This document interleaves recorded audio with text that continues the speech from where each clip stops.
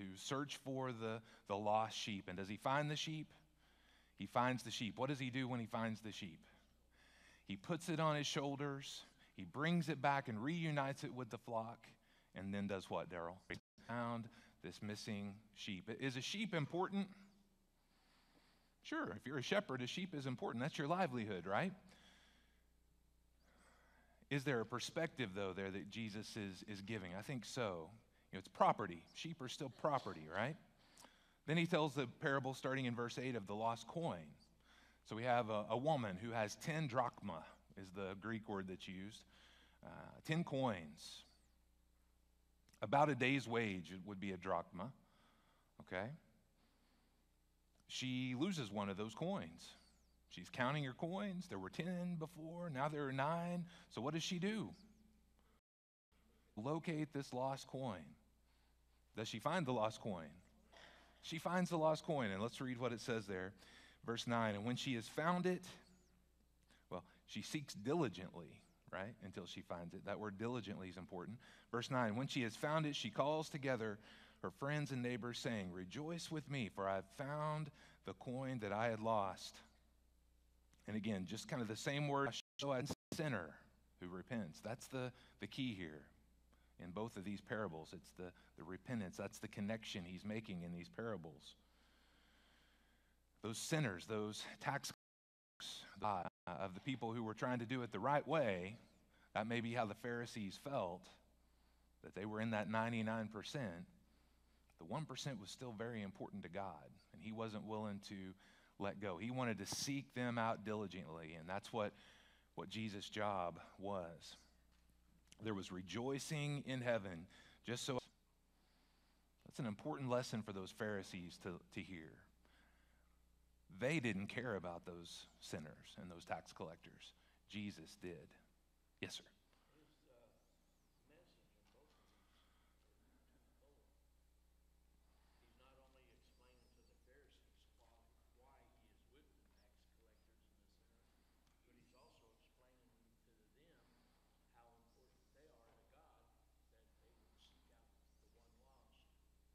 Okay, very good. That's right, Daryl. All right, moving on to that third parable then that Jesus tells in the parable of. As I studied it more this week, I found myself in one of these characters more than I ever have that. So let's go through and look at this a little bit more closely. We know what happens. We have a father and his 2 sons. What does the younger son do? He goes to his father. He says, I want my inheritance now. I want my inheritance now. Now that sons. And so that's what happened. Well, here we have this younger son of the 2, who is demanding his portion from the father before the father has passed away. He's basically divorcing his father, if we can say it that way. He's saying, you're dead to me. I don't want you anymore. I don't want you in my life. Give me what is mine or what will be mine in the future, and I'm out of here. That's what he tells his dad. That's a pretty sad start right there if we think about it. Does. He liquidates what he needs to. He gives that third, probably what would be a third, what we would consider a third of his possessions there to the son in cash. And the Bible, or what Jesus says is wild living. Now, we can use our imaginations what that wild living would be. But he didn't go and invest it wisely. He didn't go and use it to build his own estate. He went and wasted it. He squandered it away. Daily Bible readers will raise their hands, please. He stayed home and he worked. He continued going to the fields every single day, working for his father, laboring for him. Now, all the while, thank you, all the while, that remaining 2/3, who did it belong to? It belonged to him. It belongs to the younger son. The rest of what is left belongs to you, older son. And so while the older son, I believe, when we get this impression, thinks he's still working for the father, really, who is he working for? He's working for himself. Okay? He's working for himself. As we go through there, we see that the younger son, the land where he has moved to, experiences a famine.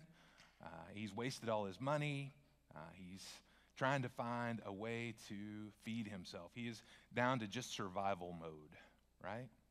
And what does he do? What's he willing to do? He's willing to go be a pig slopper, willing to go feed the pigs just to have enough to buy some bread every day.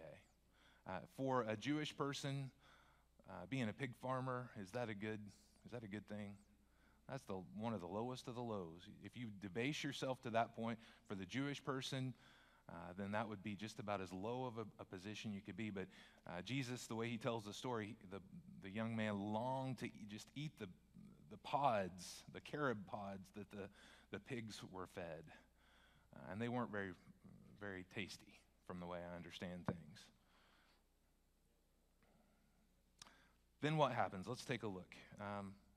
Around verse 18, an epiphany occurs to the young man, a change. He realizes his mistake. He realizes his transgression against his father and against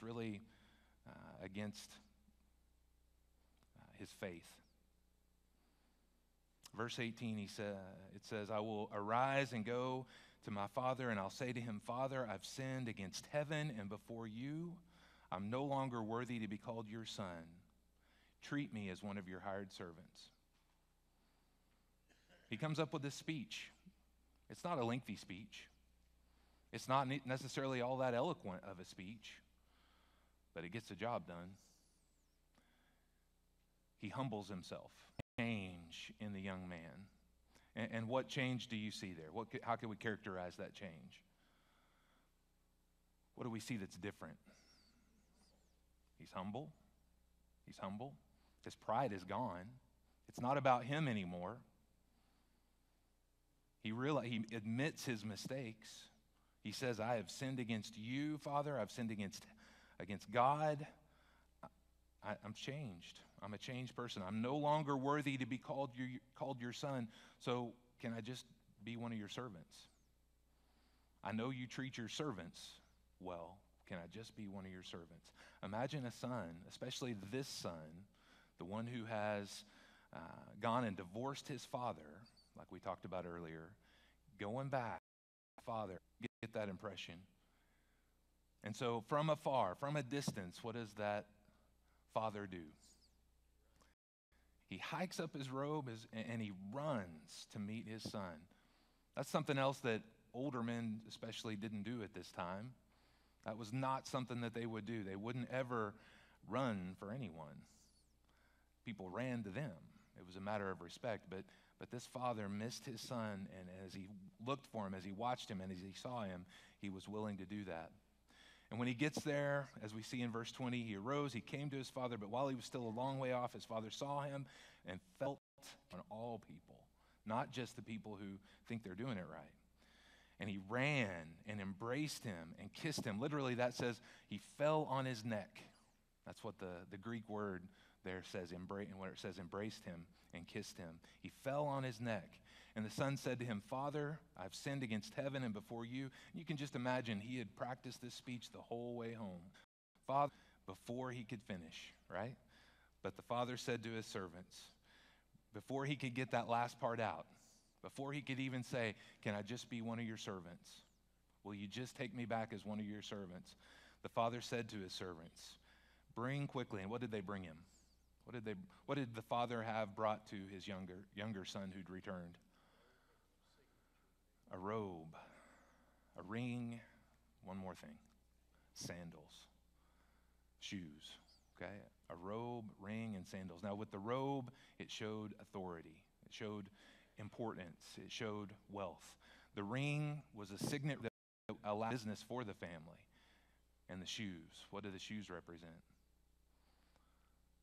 Again, what's that?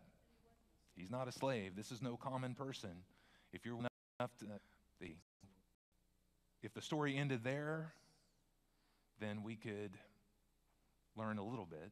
But as was common with Jesus' parables, just in the parable of the lost sheep and the parable of the lost coin, the father wanted to celebrate the lost, in this case, son, who'd returned home.